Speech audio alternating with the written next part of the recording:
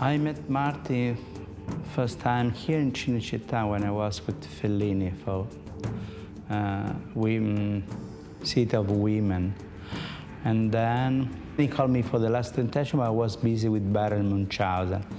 And then he called me again for Age of Innocence.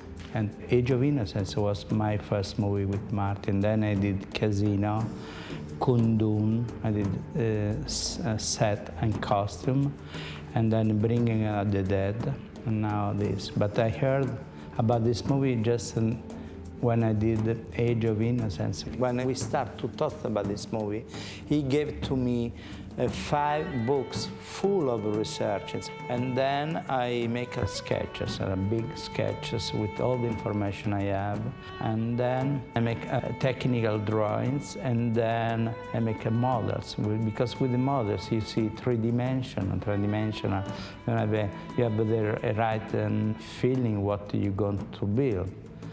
And then also it's easy for the director when it's the model, he figure out better what he wants to shoot in. Sometimes it's better also for me because I don't want to build something you don't need. And then I showed all this to Marty. Marty approved this, and then I started.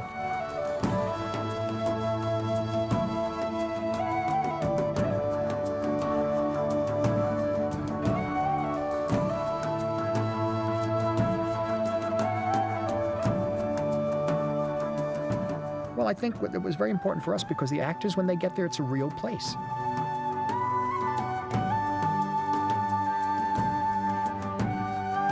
Sets of this size may be the last you'll ever see in a film. The exterior was the whole area of downtown New York. I start to build the set here in middle of April, and we start to shoot September 18. So we build everything in 5 months.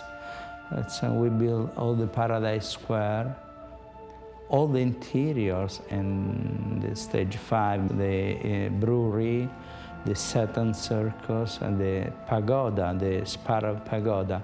And at the same time, we built also the harbor with the 2 ships and all the interiors in the back lot. And then we built a section of Broadway. I have had fantastic people with me, all the carpenter, painters, and plaster, sculptor. We have had fantastic people.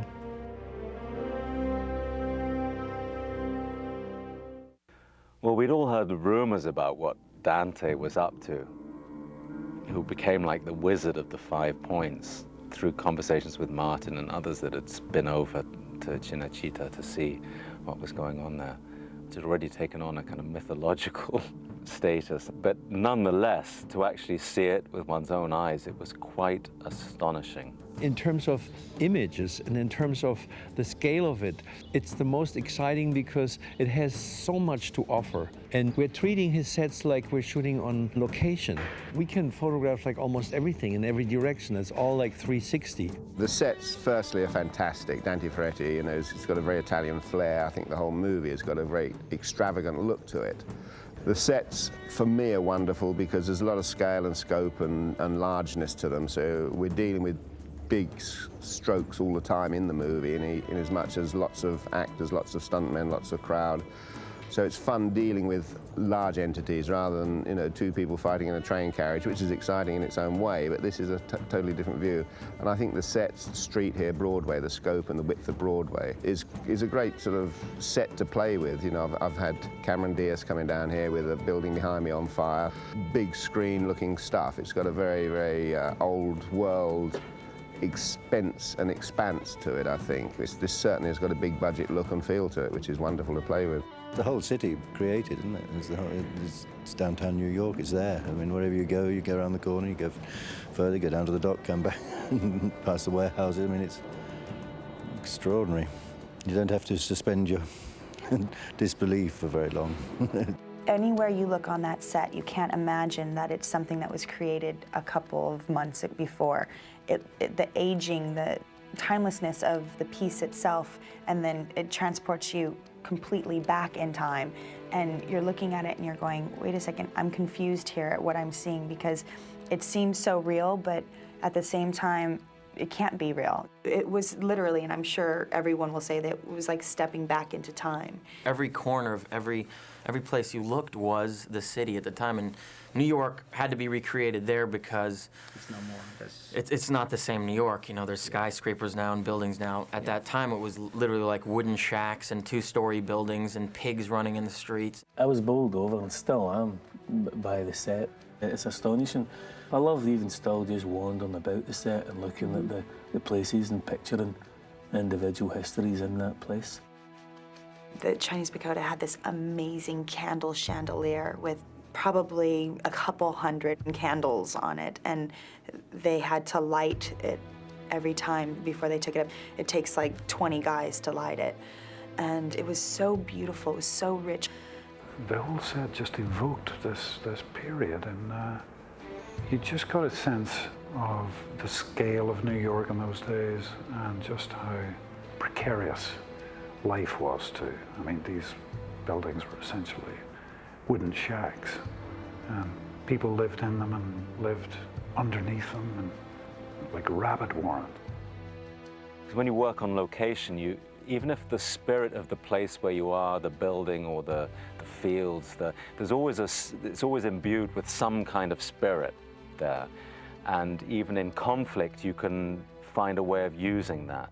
In a studio, there is nothing, unless you're interested in the ghosts of other movies, which obviously we're not. So you begin with nothing. You build these sets, you try and create a world, but there's no inherent life in those places. And what Dante managed to do was to provide us with everything that we needed to feel at home, you know, to make a home for ourselves, because that's all it is. You make a home. Everyone has to make their home. In my case, it was Satan's Circus and the 5 Points. And I really grew to love those places. Every time I mention to people that I'm shooting this Martin Scorsese film called The Gangs of New York in Italy, they get this startled expression like, why would you shoot The Gangs of New York in Italy? And as soon as I got here, I realized why, because they built this whole town with 2 ships in a harbor and, you know, this whole main street. Makes my job really easy, actually. You walk around, it's like, I don't have to imagine anything, I'm here. I mean, every detail is accounted for. That section of old New York was built so that if we wanted to do a scene inside Satan's Circus, let's say, which was Bill the Butcher's place, and we wanted to change it to the barbershop, which were Monk McGinn, that was his place, played by Brendan Gleeson, it was all ready to go. And people would say, oh, Marty, you spent almost a year in Rome, pre-production and shooting. Oh, it must have been great. I said, no, I was in New York. I was at the 5 Points. I don't know about you guys. People ask, did you learn any Italian? I'm like, no, I was in New York. I keep remembering John Lennon's line about, you know, he was asked why he lived in New York, and he said, well, if he'd been born in Roman times, he would have lived in Rome. And here we are in New York and Rome. I mean, how good is that?